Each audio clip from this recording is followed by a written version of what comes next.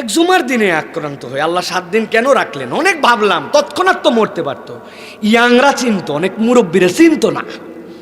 আল্লাহ 7 দিনে সব মুরব্বী পর্যন্ত পৌঁছাইতে থাকে। হাই হাই, এই ছেলে বলে কিরে, এই ছেলে বলে কিরে, যা বলে তাই তো আগুন, যা বলে তাই তো বারুদ, ঠিক না?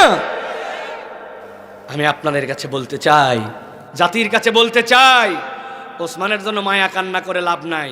তার আমল সে নিয়ে চলে গেছে, লক্ষ লক্ষ মানুষের দোয়া পাইছে।